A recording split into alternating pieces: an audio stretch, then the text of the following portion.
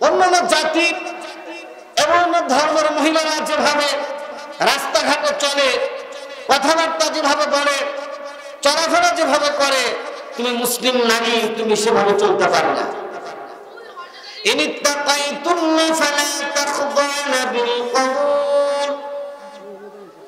যদি তোমরা আল্লাহকে ভয় করো, আল্লাহর ভয় এবং ডর তোমাদের মধ্যে থাকে, ফালা তাখদানা বিল কওল, তাহলে কথাটাকে নরম সুরে মোলায়েম সুরে তোমরা বলবে না।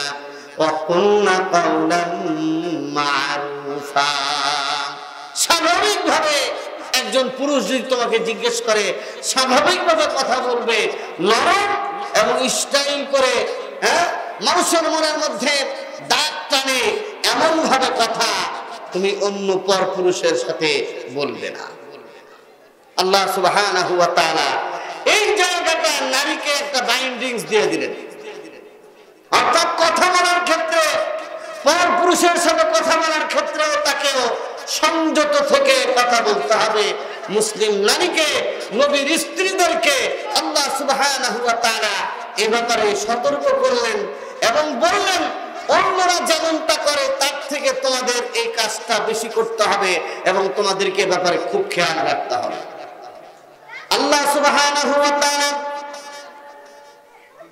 নারীদেরকে লক্ষ্য করে বললেন ওয়াকুল্লিল মুমিনাত ইয়াগুদুদনা মিন আবসারিহিন্না ওয়া ইয়াহফাযনা ফুরুজাহুন্না ওয়া লা ইউবদিনা যিনাতাহুন্না ইল্লা মা যাহারা মিনহা ওয়া লিয়াদরিবনা বিখুমুরিহিন্না আলা জুয়ুবিহিন্না। আল্লাহ বললেন ও নবী, আপনার স্ত্রীদেরকে এবং মুমিন নারীদেরকে লক্ষ্য করে আপনি বলে দেন আকুল্লিল মুমিনাতি ইয়াগুদুদনা মিন আবসারিহিন্না, নারীরা যখন রাস্তায় চলবে তারা যেন তাদের দৃষ্টিটা অবনত রাখে, নিম্নগামী করে রাখে, মাটির দিকে রাখে। ওয়া ইয়াহফাযনা ফুরুজাহুম, এবং তারা যেন তাদের লজ্জাস্থানের হেফাজত করে। এবং তারা যখন রাস্তায় বের হবে মাথায় এমন একটা কাপড় পরিধান করবে, বোরকা পরবে, হিজাব পরবে, ঘুমটা পরবে, যার দ্বারা পুরো শরীরটা ঢেকে যায়, তাদের শরীরের কোনো অংশ যেন কোনো পুরুষ না দেখতে পারে। ইসলামে নারীর অধিকার, এই বিষয়ের উপর কোরআন এবং সুন্নাহর আলোকে কিছু কথা আলোচনা করব ইনশাআল্লাহ তাআলা। ইসলাম এমন একটা জীবন ব্যবস্থার নাম যে জীবন ব্যবস্থার মধ্যে প্রত্যেকটি মানুষের হক, প্রত্যেকটি মানুষের অধিকারকে নিশ্চিত করা হয়েছে। আল্লাহ সুবহানাহু ওয়া তাআলা পৃথিবীর ভারসাম্যতাকে রক্ষা করার জন্য দুটি জাতি সৃষ্টি করেছেন। তার একটি হলো নারী জাতি আর একটি হলো পুরুষ জাতি। এক জাতি আরেক জাতি ছাড়া পরিপূর্ণ হতে পারে না। এজন্য আল্লাহ সুবহানাহু ওয়া তাআলা নারীর অধিকারকে সমুন্নত করেছেন এবং নারীকে এমন একটা পর্যায়ে আল্লাহ সুবহানাহু ওয়া তাআলা উপনীত করেছেন যে নারী সমাজের মধ্যে মাথা উঁচু করে দাঁড়াতে পারে। নারীর ইসলামে গুরুত্বপূর্ণ অংশ আছে এবং নারী হলো একটি সমাজের জন্য, একটি পরিবারের জন্য পরিপূরক।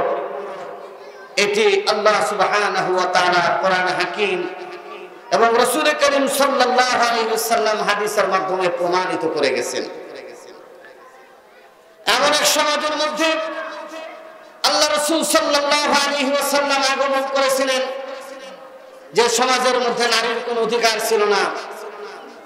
নারী হওয়াটাকে যে সমাজের মধ্যে মানুষ কলঙ্ক মনে করত, যে সমাজের মানুষগুলো নারীর অধিকার দিত না, বরং অনেক পুরুষরা তার মাকে পর্যন্ত তার বাবা মারা দেওয়ার পর বিবাহ শাদী করত। নারী হওয়ার কারণে বাবা তার চেহারা সমাজের মধ্যে দেখাতে পারত না। এজন্য সন্তানকে নিয়ে জীবন্ত মাটির নিচে পতিত করত। এমন একটি ঘুণে ধরা জাহেলিয়াত জঘন্য এবং অসভ্য সমাজে মানবতার মুক্তির কান্ডারি, মানবতার মুক্তির দূত হযরত মুহাম্মদ সাল্লাল্লাহু আলাইহি ওয়াসাল্লাম নারীকে এমন এক স্থানে উপনীত করলেন।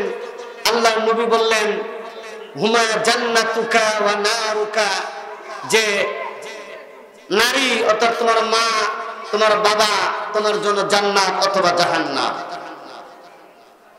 এবং রাসূল করিম সাল্লাল্লাহু আলাইহি ওয়াসাল্লাম স্পষ্টভাবে ঘোষণা করলেন, যার একটি কন্যা সন্তান হবে আল্লাহ সুবহানাহু ওয়া তাআলা তাকে একটি জান্নাতের মালিক বানাবেন।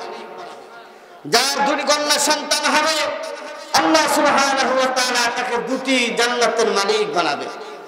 এভাবে করে যে কয়টাই কন্যা সন্তান হোক না কেন, সে কন্যা সন্তানের প্রতিপালন, তাকে আদব কায়দা শিক্ষা দেওয়া, আদর্শ শিক্ষা যদি পিতামাতা দিতে পারে, তাদের জন্য এই কন্যা সন্তান জাহান্নাম থেকে বাঁচার, জাহান্নাম থেকে মুক্তির এক কারণ হবে।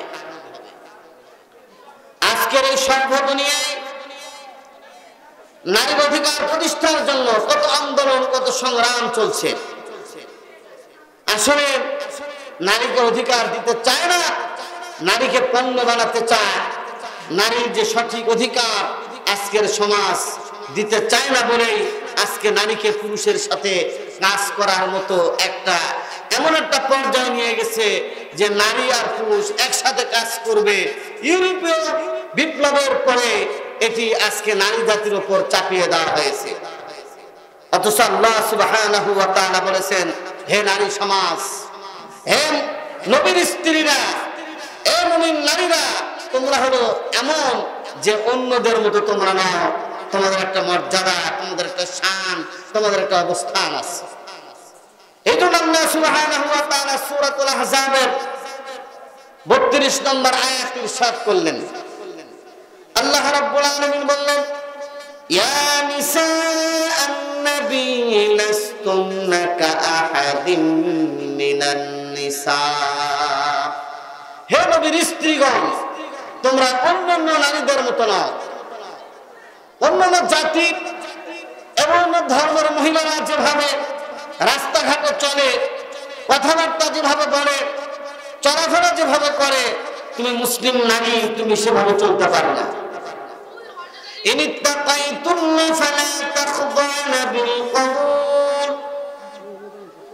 যদি তোমরা আল্লাহকে ভয় করো, আল্লাহর ভয় এবং ডর তোমাদের মধ্যে থাকে,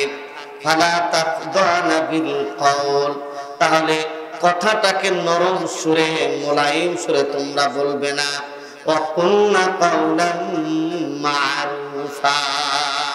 স্বাভাবিকভাবে একজন পুরুষ যদি তোমাকে জিজ্ঞেস করে, স্বাভাবিকভাবে কথা বলবে, নরম এবং স্টাইল করে, মানুষের মনের মধ্যে দাগ টানে এমন ভাবে কথা তুমি অন্য পর পুরুষের সাথে বলবে না।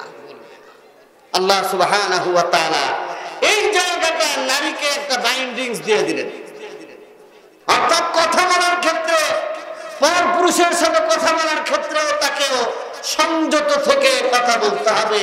মুসলিম নারীকে, নবীর স্ত্রীদেরকে আল্লাহ সুবহানাহু ওয়া তাআলা এ ব্যাপারে সতর্ক করলেন এবং বললেন, অন্যরা যেমনটা করে তার থেকে তোমাদের এই কাজটা বেশি করতে হবে এবং তোমাদেরকে এ ব্যাপারে খুব খেয়াল রাখতে হবে। আল্লাহ সুবহানাহু ওয়া তাআলা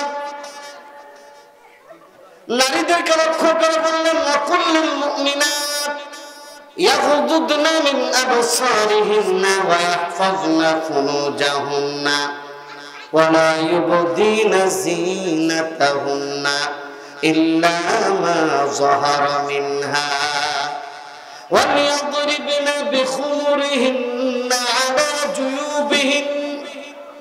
আল্লাহ বললেন, ও নবী, আপনার স্ত্রীদেরকে এবং মুমিন নারীদেরকে লক্ষ্য করে আপনি বলে দেন, আকুল্লিল মুমিনাতি ইয়াগুদুদনা মিন আবসারিহিন্না, নারীরা যখন রাস্তায় চলবে তারা যেন তাদের দৃষ্টিটা অবনত রাখে, নিম্নগামী করে রাখে, মাটির দিকে রাখে।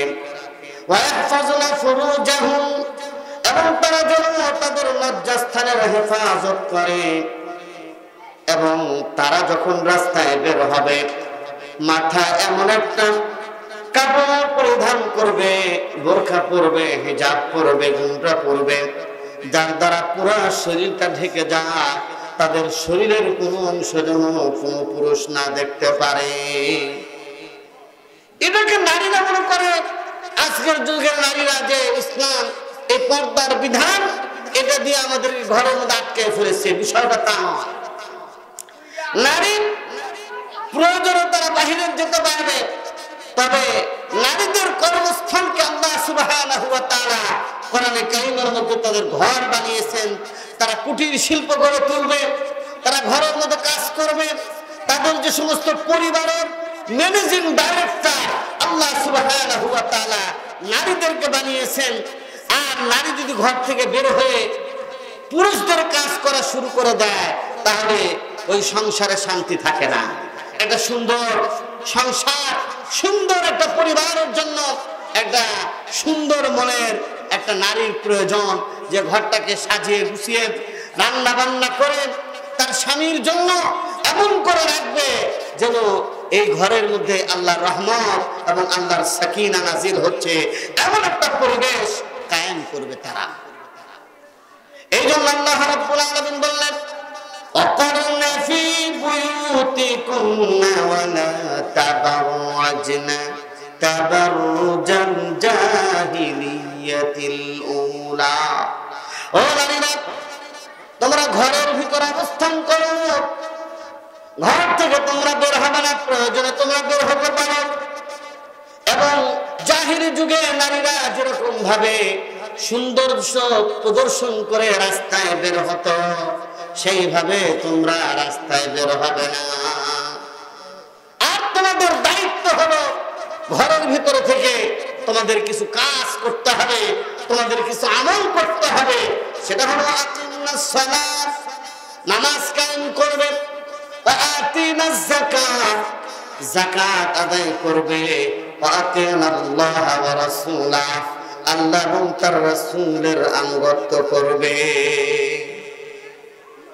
এই জন্য নারীর যে হিজাব, নারীর যে পর্দা, এটা তার অধিকার এবং তার নিরাপত্তার হলো এটা একটা মজবুত বন্ধন। অর্থাৎ নারী যদি নিজেকে সেভ করে চলে তাহলে তার জন্য এটা ভালো। এটাই আল্লাহ সুবহানাহু ওয়া তাআলা কোরআনে কারীম নাযিল করে মানব জাতিকে জানিয়ে দিতে চান। কিন্তু আজকের এই দুনিয়া নারী জাতির এরকম আটকে পড়াটাকে তারা মনে করতেছে অনাগ্রসরতা, অর্থাৎ নারীকে ঘরের মধ্যে আটকে ফেলা হয়েছে।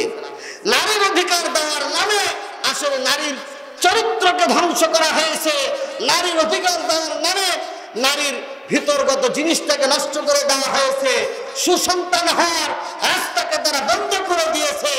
এই জন্য আমি মা বোনদেরকে বলতে চাই, তোমরা যদি আম্মা জান আয়েশার মতো হতে চাও, খাদিজা রাদিয়াল্লাহু তাআলা আনহার মতো হতে চাও, তোমরা যদি জয়নব বিনতে জাহাশ হতে চাও, তোমরা যদি ফাতেমা রাদিয়াল্লাহু তাআলা আনহার মতো হতে চাও, তাহলে তোমাদেরকে ঘরের মধ্যে থেকে তোমাদের কাজ আঞ্জাম দিলে এই সংসার, এই পরিবার, এই সমাজটা সুন্দর হবে।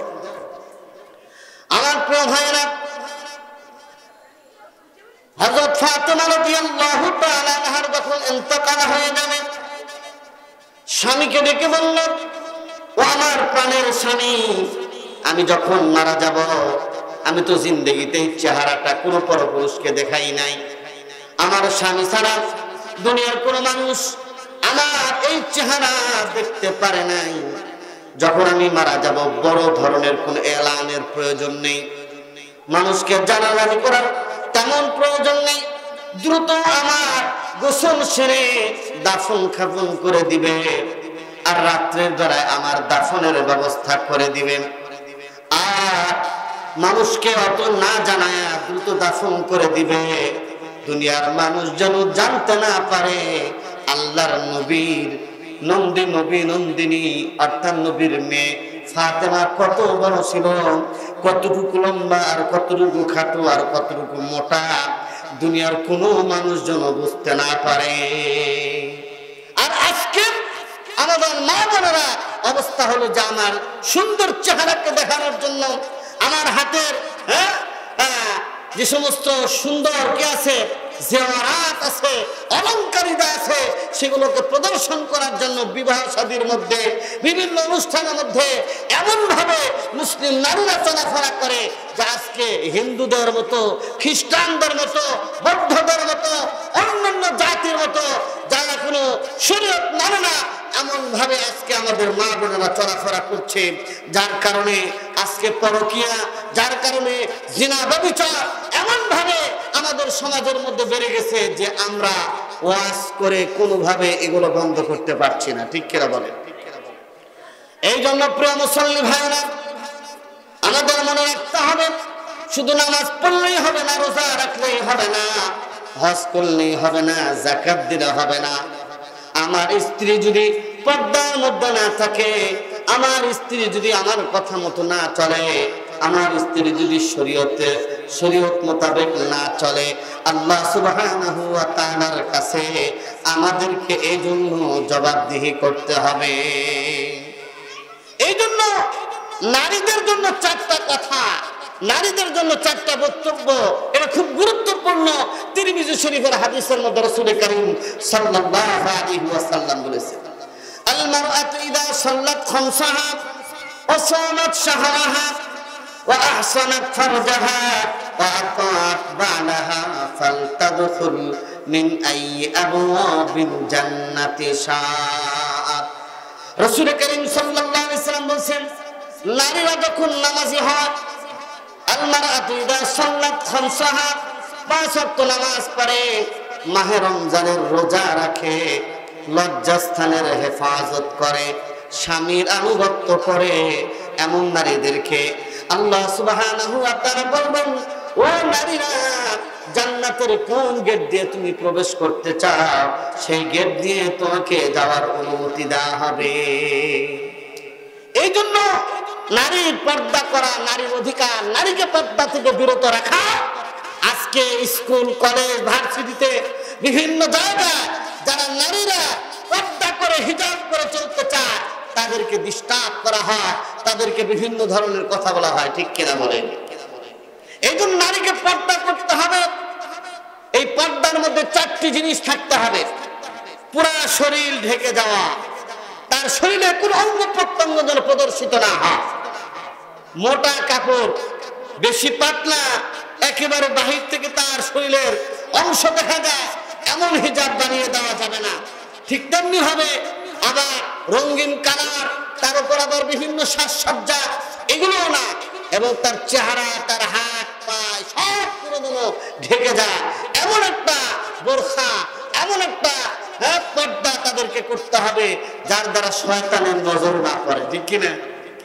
আল্লাহ নবী বলছেন, আল মারআতু আওরাতু, নারী জাতিরাই হলো পর্দার বস্তু, গোপনীয় বস্তু। ইদা খারাজাতিল মারআ ইস্তাশরাফাহা শাইতান, নারীরা যখন ঘর থেকে বের হয়ে যায়, শয়তান তাদেরকে আচ্ছন্ন করে নেয়। এই তো নারী দেখতে সুন্দর যদি না হয়, তারপরে ওই যুবকরা বলে, দেখ এই নারীরা, যে মেয়েটা যাচ্ছে খুব দেখতে সুন্দর, এর দিকে একটু তাকা। এই জন্য পুরুষকে বলা হয়েছে, তোমার নজরকে নিম্নগামী করো, তোমার লজ্জাস্থানের হেফাজত করো, এটাই তোমার জন্য পবিত্রতা। এই জন্য শরীয়ত অত্যন্ত গুরুত্বপূর্ণ। এই পর্দার বিষয়টা, নারীকে ঘরের মধ্যে রাখার বিষয়টা, নারীর জন্য একটা নিরাপত্তার ব্যবস্থা, এটা ইসলামই দিয়েছে। জোরে বলেন না সুবহানাল্লাহ। আমার ভাইরা, আগের দিনের জাহিলি সমাজের মধ্যে নারীদের জন্য কোনো জমির কোনো অংশ ছিল না, কিন্তু আমার আল্লাহ সুবহানাহু ওয়া তাআলা কোরআনে কারীমের মধ্যে বললেন, ইউসিকুমুল্লাহু ফি আওলাদিকুম লিযযাকারি মিসলু হাজ্জিল উনসায়াইন। কোন অধিকারী ছিল না, কোন জমি জমাই পাইতো না, কোন অংশ পাইতো না। আল্লাহ রাব্বুল আলামিন বললেন, আল্লাহ তাআলা ওসিয়ত করলেন দুনিয়ার মানুষদেরকে, ও হাজী সাহেব শোনো, ও ইমানদার শোনো, ও আলেম সাহেব শোনো, ও মুসলমানরা শোনো, একজন অর্থাৎ 2জন নারী একজন পুরুষের সমান তারা জমির মধ্যে তাদের অংশ পাবে। এই জায়গায় গিয়ে তাসলিমা নাসরিন এবং অন্যান্য যারা এরকম কিছু নারীবাদী যারা আছে তারা বলে যে এই জায়গায় তো নারীকে ঠকায় দেওয়া হয়েছে। আসলে ঠকানো হয় নাই, এটা তো বাপ মায়ের থেকে অংশটা তারা পায়, সাথে সাথে তারা তার কি স্বামীর অংশ পায়, ছেলের অংশ পায়, বিভিন্ন জায়গা থেকে অংশ পায়, যার কারণে দেখা যায় যে অন্যদের থেকে তার অংশ আরো হিস্সা আরো বেশি হয়ে যায়। ঠিক কিনা? হিস্সা আরো বেশি হয়ে যায়। আর নারী তো কোনো খরচই নাই। যখন বাপের বাড়িতে থাকে তার খরচটা হলো তার বাপের দায়িত্বে, আবার যখন ওই নারী চলে যায় তার স্বামীর বাড়িতে তার স্বামীর উপর তার দায়িত্ব পড়ে যায়, খাওয়ানো পড়ানোর দায়িত্ব হলো তার স্বামীর। অর্থাৎ কোনো জায়গায় দেখা যায় নারীর কোনো খরচ নাই, বরং শুধু পুরুষের উপর শুধু তাদের হক আর অধিকার, পুরুষ শুধু তাদেরকে দিবে, এমন ভাবে আল্লাহ সুবহানাহু ওয়া তাআলা শরীয়তটাকে বানিয়ে দিয়েছেন। এজন্য নারীদের ইসলামের ব্যাপারে সচেতন হওয়া দরকার। নারী আগের দিনে তো নারীরা হাফেজা হতো না, আলেমা হতো না, আলহামদুলিল্লাহ এখন তো নারীরা হাফেজা হয়, আলেমা হয়, নারীরা ডাক্তার হয়, ইঞ্জিনিয়ার হয়, নারীরা প্লেন পর্যন্ত চালায়। ঠিক কিনা? আমার প্রিয় ভাইয়েরা, এই জন্য বাংলাদেশে যদি ইসলাম কায়েম হয়ে যায়, বলে বলে আল্লাহ তুমি কায়েম করে দেন, বলেন আমি। ইসলাম যদি কায়েম হয়ে যায় বাংলাদেশে, নারীদের জন্য আলাদা বাজার থাকবে, আলাদা মার্কেট থাকবে, আলাদা কলেজ থাকবে, আলাদা ভার্সিটি থাকবে, যে জায়গার শিক্ষিকা হবে নারী, যে জায়গার সব কর্মকর্তা কর্মচারী হবে নারী। জোরে বলেন না সুবহানাল্লাহ। পুরুষদের কলেজ আলাদা আর নারীদের কলেজ আলাদা, সব আলাদা করে দেওয়া হবে, তারা সব কিছুই শিখতে পারবে, কিন্তু সেপারেট থাকবে। জোরে বলেন না সুবহানাল্লাহ। তাহলে সেই ক্ষেত্রে দেখা যাবে যে পরকীয়া, জিনা, ব্যভিচার এগুলো অনেকাংশেই কমে আসবে। ঠিক কিনা বলেন? সৌদি আরবে কিন্তু আলাদা কলেজ, আলাদা এরকম মহিলাদের জন্য আলাদা বাজার, মালয়েশিয়াতে মহিলাদের জন্য আলাদা মার্কেট, আলাদা বাজারের ব্যবস্থা। আর আজকের দিনে তো একসাথে নারী আর পুরুষ একসাথে মনে হচ্ছে যে তারা ধাক্কা ধাক্কি করে বাজার করা শুরু করবে, আর ধাক্কা ধাক্কি করে অফিসে যাওয়ার অবস্থা সৃষ্টি হয়েছে। ঠিক কিনা বলেন? আমার ভাইরা, ইসলাম নারীকে যে অধিকার দিয়েছে এটা বলে শেষ করা যাবে না। আল্লাহর নবীর কাছে এক সাহাবী আসলেন, এসে বললেন মান আহাক্কুন নাসি বিহুসনি সাহাবাতি, বললেন ও আল্লাহর নবী, এই দুনিয়ার মধ্যে যাদের সাথে আমি ভালো ব্যবহার করতে পারি তাদের মধ্যে কে আছেন? আল্লাহ রাসূল বললেন উম্মুকা, তোমার মা। বুঝে তারপরে কে? বুঝে তোমার মা। বুঝে তারপরে কে? তোমার মা। বুঝে তারপরে কে? তোমার বাবা। এইভাবে করে আল্লাহ সুবহানাহু ওয়া তাআলা নারী জাতির অধিকার 3 গুণ বাড়ায় দিলেন। চিৎকার করে বলেন না সুবহানাল্লাহ। আল্লাহ নবী বললেন আল জান্নাতু তাহতা আকদামিল উম্মাহাত, নারীর পায়ের নিচে সন্তানের বেহেশত, মায়ের পায়ের নিচে সন্তানের বেহেশত। এই কথা বিশ্ব নবী আকা ইমানদার তাজুল মদিনা সরকার দু আলম হযরত মুহাম্মদ সাল্লাল্লাহু আলাইহি ওয়াসাল্লাম বলেছেন, পৃথিবীর কোন নেতা বলেন। ঠিক কিনা বলেন? বরং পৃথিবীতে যারা মানবতাবাদী নারীর মধ্যে তাদের জান আছে কিনা এটা নিয়ে সন্দেহ পোষণ করেছে, একই আকাশের নিচে নারী আর পুরুষ বসবাস করতে পারে কিনা এটা নিয়েও তাদের মধ্যে সন্দেহ সৃষ্টি হয়েছে। আমার প্রিয় ভাইরা, যে যুগে নারীদের কোনো অধিকার ছিল না, ওই যুগে নারীকে আল্লাহর নবী এত উপরে উঠায় দিয়েছেন যে নারীকে এত উপরে উঠায় দিয়েছেন যে নারী একেবারে সব সময় উপরে ছিল। জোরে বলেন না সুবহানাল্লাহ। দেহিয়া কালবি রাদিয়াল্লাহু তাআলা আনহু এক সাহাবী ছিলেন, ওই সাহাবীর একটা সুন্দর মেয়ে হয়েছে, কন্যা সন্তান। দেহিয়া কালবি তার সুরত হযরত জিবরাইল আলাইহিস সালাম আমার আপনার নবীর কাছে ওহী নিয়ে আসতেন, দেখতে অত্যন্ত সুন্দর ছিল। ওই দেহিয়া কালবি বলেন, আল্লাহর নবী যখন নারীর অধিকারের কথা বললেন তখন দেহিয়া কালবি বলে, ও আল্লাহর নবী, জাহিলিয়াতের যুগে আমার এক কন্যা সন্তান হয়েছিল। আমি স্ত্রীকে যখন ব্যবসা করার জন্য বের হয়ে যাই, স্ত্রীকে বলেছি যদি ছেলে হয় তাকে লালন পালন করে সুন্দর করে তাকে বড় করবে, আর যদি কন্যা হয় তাহলে দ্রুত তাকে মাটির নিচে জীবন্ত প্রথিত করবে। স্বামীর দীর্ঘ সময় সফর, কিন্তু স্ত্রী সুন্দর কন্যা সন্তান দেখে চাঁদের মতো ফুটফুট জ্যোৎস্নার মতো সন্তান, এই জন্য তার মহব্বতের কারণে তার কন্যা সন্তানটাকে মাটির নিচে জীবন্ত প্রথিত করতে তার বাধা দিল। যখন তার বয়স 2-3 বছর হয়ে গেছে, এর মধ্যে বাবা দেহিয়া কালবি সফর থেকে ফিরে এসেছেন। ফিরে আসার পর দেখে তার সাথে একটা কন্যা, তাকে আদর করে মহব্বত করে, তার সাথে ওঠা বসা করে, আব্বু আব্বু বলে। ওই যে জাহিলিয়াতের যুগে তার অন্তরের মধ্যে নারী বিদ্বেষ তার মধ্যে ছিল, ওটা যখন তার মধ্যে লাফায় ওঠে, তখন তার স্ত্রীকে বলে, দেখো এই যে কন্যা সন্তানটা তোমাকে কি বলেছিলাম সেই আমল তো তুমি করো নাই, একে সাজায় গুজায় দাও আর বলো তার নানির বাড়িতে তাকে বেড়াতে নিয়ে যাব, তার নানার বাড়িতে বেড়াতে নিয়ে যাব। এই কথা বলে তার স্ত্রী সুন্দর করে সাজিয়ে দিল, মরুভূমির মধ্যে নিয়ে গেল। দেহিয়া কালবি একটা কবর খনন করলো। কবর খনন করার পর ওই কবর যখন গোড়া পর্যন্ত এরকম ভাবে তো হয়ে গেল, ওই সুন্দরী সুন্দর আকাশের মতো জ্যোৎস্নার মতো একটা সন্তানকে ধাক্কা দিয়ে দেহিয়া কালবি মাটির নিচে ফেলাইয়া দিল। আর মাটি চাপা দিল। ওই কন্যা বলতেছে, বাবা, কন্যা হওয়ার কারণে আপনি যদি কষ্ট পেয়ে থাকেন আমাকে মাফ করে দেন, আমি কোনোদিন এই সমাজের মধ্যে আপনার কন্যা এই কথার পরিচয় আমি সমাজের মধ্যে দিব না, তারপর আমাকে জানে বাঁচান। কিন্তু দেহিয়া কালবি বলেন, আমার কন্যার এত চিৎকার, এত কান্নাকাটি, তারপরে আমার অন্তরের মধ্যে কোনো মহব্বত তৈরি হয় নাই। আমি মাটি চাপা দিয়ে আমার সন্তানটাকে জীবন্ত প্রথিত করে চলে আসছি। আজকে যখন আপনি বলেন নারীর অধিকার, নারী কন্যা সন্তান হলে ওই কন্যা সন্তানকে যদি বাপ মা ইনসাফ করে, ইনসাফ ছেলে আর মেয়ের মধ্যে ইনসাফ করে, আর নারীকে যদি ভালো জায়গায় বিবাহ দেয়, তাহলে আল্লাহ সুবহানাহু ওয়া তাআলা ওই কন্যা সন্তানের কারণে জাহান্নাম থেকে বাপকে বাঁচায়া দিবে। আজকে আমার বড় দুঃখ, হায় হায় কি অন্যায় কাজটা আমি করেছি, আল্লাহ তাআলা আমাকে জান্নাত দিবেন কিনা আমি জানি না। এই জন্য ছেলে হোক আর মেয়ে হোক, কারোর প্রতি বিশেষ ধরনের কোন আকর্ষণ থাকা উচিত না। এটাও আমার ছেলে, ছেলে সেটাও আমার ছেলে, মেয়ে এটাও আমার সন্তান, অর্থাৎ উভয়ের মধ্যে ডিম ভাজলেও সমান ভাগে দিতে হবে। হ্যাঁ, ঠিক তেমনি হবে কাপড় চোপড়ের ক্ষেত্রে সমান করা চাই, এবং তাদের মধ্যে যে ছেলেকে ভালো কলেজে স্কুলে পড়ান আর মেয়েকে নরমাল স্কুলে পড়াবেন, তাও সবার মধ্যে ইনসাফ করতে হবে। এটাই হলো আল্লাহ তাআলার হুকুম।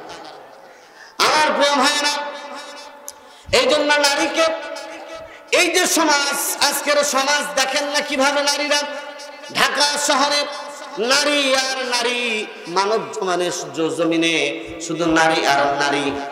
যেখানে যাবেন হোটেলেও নারী, আগে হোটেলে নাস্তা করতো না নারীরা, ঠিক কিনা বলেন?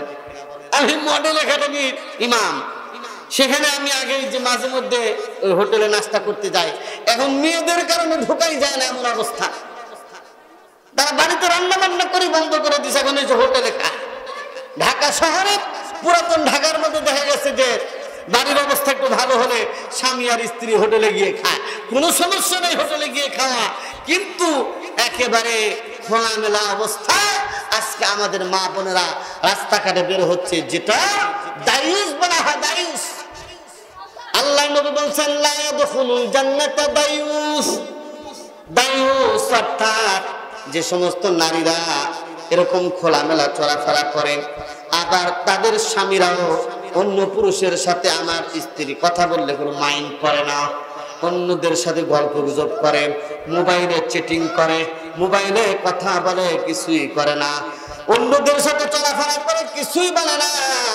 আল্লাহর নবী বলছেন ওই মুসল্লি, ওই ব্যক্তি যদি বড় নামাজি হয়, পরহেজগার হয়, সে আল্লাহর জান্নাতে প্রবেশ করতে পারবে না। এই জন্য ইসলাম যদি ঘরে প্রবেশ করাতে হয় তাহলে পর্দার কোনো বিকল্প নাই, ঠিক কিনা? তাফসীরের কিতাবের মধ্যে সূরাতুল বাকারার তাফসীরের মধ্যে এক জায়গায় আনা হয়েছে বেপর্দার কারণে কি হয়। দেখেন যে এক চাচা ছিল, তার চাচার এক ভাতিজা ছিল, যে চাচার ওই ভাতিজাটা চাচার মেয়ের সাথে, ওই চাচা ভাতিজা বলছে যে আপনার মেয়েটাকে আমার সাথে বিবাহ দেন, কিন্তু রাজি হয় নাই। এই জন্য চাচাকে হত্যা করে একেবারে প্রধান গেটের মধ্যে চাচার লাশ ঝুলায় রাখছে, লাশ ঝুলায় রাখছে। ওই জামানায় মুসা আলাইহিস সালাম ছিলেন। মুসা আলাইহিস সালাম বললেন যে মুসা আলাইহিস সালামের কাছে গিয়ে বললো আমাদের সমাজের মধ্যে, আমাদের এলাকার মধ্যে একটা খুনের ঘটনা ঘটেছে, কিন্তু কে করেছে এটা তো আমরা জানতে পারি না। মুসা আলাইহিস সালাম আল্লাহর পক্ষ থেকে ওহীপ্রাপ্ত হয়ে বললেন একটা গরু জবাই করা হোক। ওই গরু জবাই করে গরুর গোশতটা যদি তার চাচার গায়ের মধ্যে লাগিয়ে দেওয়া হয় তাহলে কে হত্যা করেছে সে কথা বলে দিবে। এখানে বিশাল বড় ঘটনা, ওই ঘটনা বলা আমার উদ্দেশ্য না। বলতেছে পরবর্তীতে যখন জবাই করে এই গোশতটা তার গায়ের মধ্যে লাগিয়ে দেওয়া হয় তখন আল্লাহর হুকুমে ওই তার চাচা জবান থেকে বলে যে আমার ভাতিজা আমার কন্যাকে বিবাহ করার জন্য আমাকে হত্যা করেছে, এই কথাতে জবান দিয়ে বলে দেয়।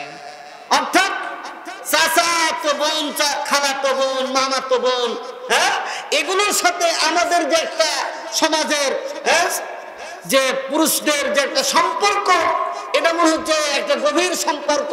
তাদের সাথে পর্দা প্রসূতা না করার কারণে অনেক ক্ষেত্রে অনেক ব্যভিচার, অনেক এরকম অসামাজিক কাজ, অনেক কিছু হয়ে যাচ্ছে যে আমরা দেখেও সেগুলো কাজকে বন্ধ করতে পারছি না, কারণ আজকে আমাদের সমাজের অবস্থা এমন হয়ে গেছে। কিন্তু এই সমাজকে এই অবস্থায় রাখতে দেওয়া যাবে না। এই সমাজ যদি এই অবস্থা চলতে থাকে, নারীর যদি এই করুণ অবস্থা হয়, দ্বারা এমন একটা পরিবেশ হয়ে গেছে যে ঘরে ঘরে জিনা ব্যভিচারের কারবার চলছে, ঠিক কিনা বলেন? অনেক ক্ষেত্রে দেখা যায় নারীরা আরেকজন পুরুষকে, এক যুবককে দাওয়াত দিয়ে তার বাপের বাড়িতে নিয়ে আসতেছে, বাপকেও বলে নাই, মাকেও বলে নাই, এভাবে সে সময় লম্বা সময় কাটিয়ে দিচ্ছে। আজকে আমাদের সমাজের এলিট পার্সনের বহু বাসা এই ধরনের কারবার ঘটতেছে, ঠিক কিনা বলে? শুধু তাই নয়, এটা তো আগে কল্পনাই করা যেত না। আমাদের মা বোনেরা, যুবতীরা এমন অবস্থায় চলে গেছে, ইয়াবা খায়, শরাব পান করে, বিড়ি সিগারেট পর্যন্ত খায়, ঠিক কিনা? আগে তো দেখতাম, এখন তো বিড়ির জ্বালা চার দোকানে বুঝতে পারি না। আমি তো রাস্তাঘাটেও আজকে বিড়ি সিগারেটের জ্বালায় চলতে পারতেছে না, এমন এক ভয়াবহ অবস্থা। কেউ কাউকে তো মানেই না। এখন আবার নতুন করে শুরু হয়েছে, যুবতীরা, মেয়েরা পর্যন্ত সিগারেট খায়, ঠিক কিনা? মেয়েরা সিগারেট খাচ্ছে এবং তারা আরো অনেক ধরনের অপকর্মের মধ্যে জড়িত হয়ে যাচ্ছে। এর একমাত্র কারণ হলো বেপরদা, আর একমাত্র কারণ হলো ইসলাম অনুশাসনকে না মানা। আর না মানার কারণে এমন সব ব্যাধি আজকে আমাদের সমাজের মধ্যে হচ্ছে, যার ট্রিটমেন্ট, যার চিকিৎসা বাংলাদেশেও নাই, পৃথিবীর কোথাও নেই, ঠিক কিনা বলে? এই ইসলামিক রূপ এটা অনেক এখন বর্তমানে ধরা পড়তেছে বিভিন্ন জায়গায়। এই জন্য প্রিয় ভাইরা, আমরা যদি ইসলামের চর্চাটাকে বাড়াই, এই যে আলোর কাফেলা ইসলামী পাঠাগার, অনেক আগে আমি এই জায়গায় এসেছিলাম, এক মাওলানা রফিকুল ইসলাম, মাওলানা মহিউদ্দিন সহ আরো অনেকে এই আলোর কাফেলার জন্য তারা সর্বপ্রথম এই সমাজ, সুষ্ঠু সমাজ বিনির্মাণের জন্য তারা অনেক কাজ করছে, এখনো করে যাচ্ছে। বই আছে কিন্তু বই নেয় না, এখন আর বই পড়ে না মানুষ। এখন খালি গুগলে সার্চ দেয় আর ইউটিউবে সার্চ দেয়, বিভিন্ন জায়গায় দেখে দেখে যে আলেম তৈরি হচ্ছে আর যে জ্ঞানী তৈরি হচ্ছে, যাদের কোনো ভিত্তি নেই, ঠিক কিনা বলে? আজকে মূল বিষয় থেকে দূরে সরে গেছি। এই জন্য আমি বলতে চাই এলাকার যুবক ভাইদেরকে, মা বোনদেরকে, সর্বস্তরের তৌহিদি জনতাকে আমি বলতে চাই যে আপনারা আলোর কাফেলা পাঠাগার থেকে বই নেবেন, বই নিয়ে এটাকে সমৃদ্ধ করবেন এবং আপনার সন্তানকেও করাবেন, আপনিও আলোকিত হবেন ইনশাআল্লাহ।